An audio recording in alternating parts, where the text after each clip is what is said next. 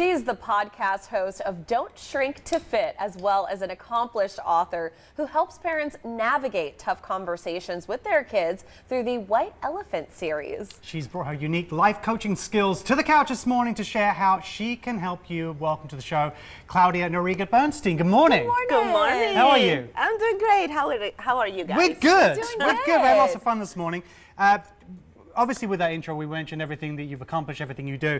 One of the things that you have right now, which is incredible, is this series of kids' books. Yeah. Could you? How did this come to be? First of all, what was the inspiration behind it? What did you put behind this, and how did it come to fruition?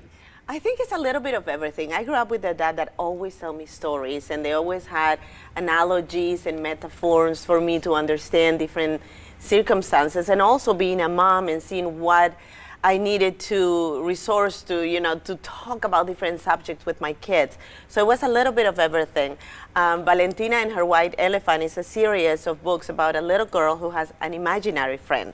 And one of my daughters, my oldest daughter Talia, used to have an imaginary friend. And the white elephant is the white elephant in the room, subjects that people don't want to talk about, but they're there.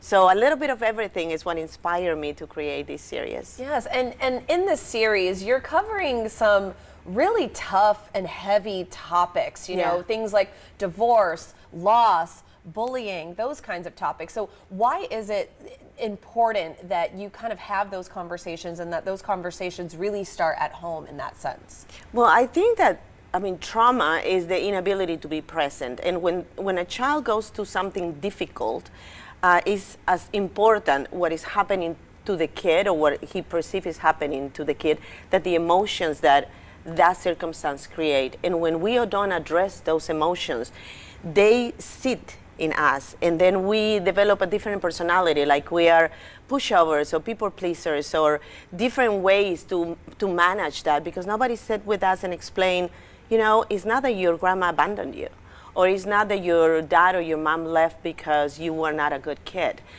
So embracing those conversations and explaining to the kids why this is happening and acknowledging their feelings, not only empower the kid, but give it the opportunity for the child to also communicate with you what are the fears, what are the questions they might have. Yeah. Lucy is the elephant, the white elephant. Valentina's imaginary friend, who you've already mentioned that your daughter had an imaginary friend.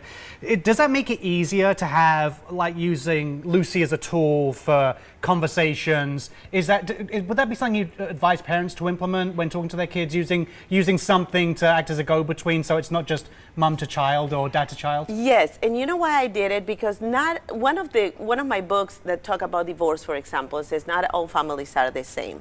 And sometimes the caregiver is the father, sometimes it's the mom, sometimes it's the grandparent. So I didn't want to just do it as dad is saying this or mom is saying that. So the conversations that Valentina has with Lucy are neutral in a way, We're not putting the spotlight on the dad or on the mom. So this is a book that anybody can use to explain a circumstance to a kid. Yeah, and you also have these gratitude journals. Yes. So what are those, and how do those kind of help and are used as tools in that sense for some conversations as well?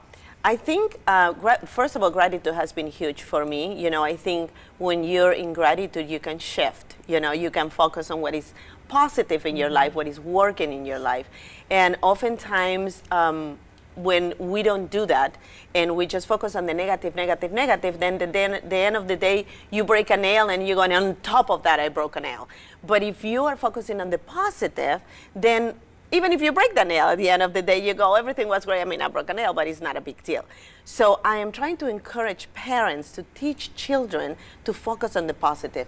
And this journal, the cute thing about it is that in every page, you can see the mood of the child, the energy, and then right from the get-go, one thing that always makes me happy. So you are helping the kid to go to the positive of each day. You finish with an affirmation that they can carry with them during the day, and also I motivate them to do something good and pay forward.